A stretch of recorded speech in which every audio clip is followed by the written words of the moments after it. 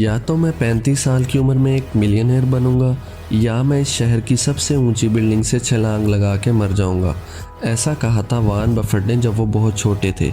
नाजरीन, आज की इस वीडियो में हम देखेंगे कि दुनिया के सबसे कामयाब इन्वेस्टर ने छोटी सी उम्र में अपना माइंडसेट कैसे बनाया कि इन्होंने सिर्फ 32 साल की उम्र में $0 को $1 मिलियन में कन्वर्ट कर दिया और $1 मिलियन को $103 बिलियन में। जवाद टेक टीवी की वीडियोस पर खुशामदीद।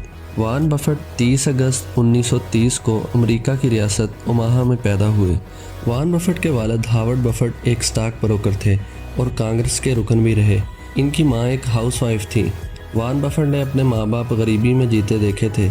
इसकी मां कई बार अपना एक वक्त का खाना स्किप कर देती थी ताकि वॉरेन बफेट खाना खा सकें, और ये सब गरीबी देखकर ही वॉरेन ने बोला था कि या तो मैं 35 साल की उम्र में एक मिलियनेयर बनूंगा और या मैं ओमाहा की सबसे ऊंची बिल्डिंग से छलांग लगा के मर जाऊंगा।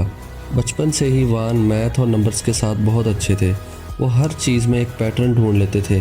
मसलन बचपन में अपने घर के सामने से गुजरने वाली सारी गाड़ियों के नंबर देखते और रात को इनको एक कागज़ पर लिखते थे और फिर ये देखते कि कौन सी कार सबसे ज़्यादा बार इनके घर के सामने से गुजरी है। एक दिन वॉरेन बफेट ने देखा कि एक शख्स इनके घर के सामने लगी मशीन से कोल्ड ड्रिंक ले रहा है और इस मशीन में कोल्ड ड्रिंक्स के ढक्कन पड़े हुए हैं।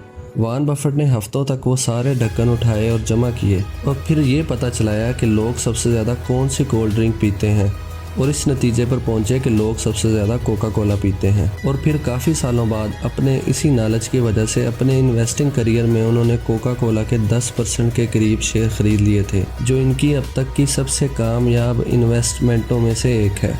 इसी तरह एक दिन वॉरेन बफेट लाइब्रेरी में बैठे हुए थे कि इनकी नज़र से एक किताब गुजरी जिसके ऊपर लिखा हुआ था कि 1000 तरीके $1000 कमाने के। इस किताब में पैसे कमाने के काफ़ी सारे तरीके लिखे हुए थे, लेकिन एक तरीका वॉरेन बफेट को बहुत ज़्यादा पसंद आ गया और वो तरीका ये था कि शुरू में किसी चीज़ से मिलने वाला प्रॉफिट अपने ऊपर लगाने की बजाय वापस इसी कारोबार में री इन्वेस्ट कर दिया जाए और हर बार जो प्रॉफिट मिले इसे री इन्वेस्ट करते रहें।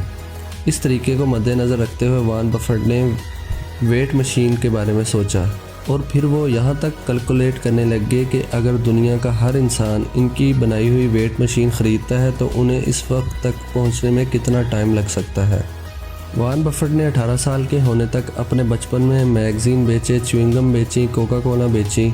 बचपन से ही उन्हें बिजनेस के उतार चढ़ाव का पता चलना शुरू हो गया था। वॉरेन बफेट अक्सर इंटरव्यूज़ में एक किस्से का जिक्र करते हैं जो उन्हें बहुत पसंद आया था, जिससे आने वाले दिनों में वॉरेन बफेट को बिजनेस में कंपाउंडिंग को समझने में बेहद मदद मिली थी। किस्सा ये था कि एक बादशाह के पास एक फ़कीर आता है। बादशाह बहुत अच्छे मूड में होता है और फ़कीर से कहता है जो मांगना है मांगो। फ़कीर कहता है कि बादशाह सलामत, आपके सामने ये जो शतरंज यानी कि चेस पड़ी हुई है इसके 64 खाने हैं, आप मुझे इन 64 खानों के हिसाब से चावल के दाने दे दें। बादशाह बहुत हैरान हुआ।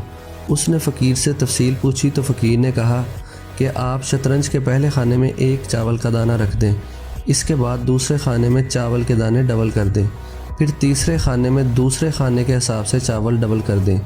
इस तरह शतरंज के आखिरी खाने तक चावल के दाने डबल करते जाएं। बादशाह फ़कीर की बात पे हंसने लगता है और इसको बेवकूफ़ कहता है और उससे बोलता है कि क्या ही अच्छा होता कि तुम चावल के दानों की बजाय मेरे से हीरे जवाहरात मांग लेते। लेकिन जब बादशाह के दरबारियों ने शतरंज के 64 खाने चावलों के हिसाब से पुर करना शुरू किए तो 64वें खाने पर पहुंचते पहुंचते इतने ज़्यादा चावल के दाने बन गए कि बादशाह को अपना महल तक बेचना पड़ा। वॉरेन बफेट ने हार्वर्ड यूनिवर्सिटी के लिए अप्लाई किया, लेकिन वहां पर बुरी तरह से ठकरा दिए गए। इसके बाद वॉरेन बफेट कहते हैं कि यह शायद इनके लिए बेहतर ही हुआ, क्योंकि हार्वर्ड यूनिवर्सिटी से रिजेक्ट किए जाने बाद उन्होंने कोलंबियन यूनिवर्सिटी में एडमिशन लिया और यहीं पे इनकी मुलाकात अजीम उस्ताद जिसका नाम बेंजामिन ग्राहम था उससे हुई, जिससे वॉरेन बफेट ने इन्वेस्टमेंट के हवाले से बहुत कुछ सीखा। एक सुनहरी उसूल जो वॉरेन बफेट ने बेंजामिन ग्राहम से सीखा था वो ये था, नेवर लूज मनी, मतलब कभी ऐसी जगह इन्वेस्ट ना करो जहाँ डूबने का ख़तरा हो। और रूल नंबर 2 था, नेवर फॉरगेट रूल नंबर 1, मतलब रूल नंबर 1 को कभी भी मत भूलो। इसके बाद वॉरेन बफेट की लाइफ में एंट्री हुई एक क्लोज पार्टनर की जिसका नाम था चार्ल्स मंगर। चार्ल्स मगर से मिलने से पहले वॉरेन बफेट की स्ट्रेटजी थी कि ऐसी कंपनी खरीदो जिसकी एक्चुअल वैल्यू तो ज़्यादा हो लेकिन बैड मैनेजमेंट की वजह से वो कंपनी सस्ते में मिल रही हो। इस कंपनी को ख़रीदने के बाद मैनेजमेंट वगैरह को ठीक करो, जब वैल्यू बढ़ जाए तो इस कंपनी को सेल कर दो। लेकिन चार्ल्स मगर से मिलने के बाद वॉरेन की ये स्ट्रेटजी बन गई कि ऐसी कंपनी खरीदो जो कि क्वालिटी कंपनी हो, जिसको बाद में सेल करने की ज़रूरत ही ना पड़े, बल्कि अपनी सुपरविजन में इससे प्रॉफिट कमाओ। यही चीज़ को मद्देनज़र रखते हुए आने वाले वक्तों में वॉरेन बफेट ने आने वाले वक्तों में Coca Cola, American express, Gillette जैसी बड़ी कंपनियों के शेयर्स खरीदे और बहुत प्रॉफिट कमाया। इसके बाद वॉरेन बफेट ने बर्कशायर हैथवे कंपनी के काफ़ी शेयर खरीद लिए, जो कि एक टेक्सटाइल कंपनी थी, और बाद में सिर्फ वॉरेन बफेट ने उसका नाम इस्तेमाल किया। वॉरेन बफेट जब इसके चेयरमैन बने तो उन्होंने इसके सारे यूज़लेस एसेट सेल कर दिए और टेक्सटाइल कंपनी का काम बंद कर दिया और इस कंपनी को इन्वेस्टिंग फर्म बना दिया।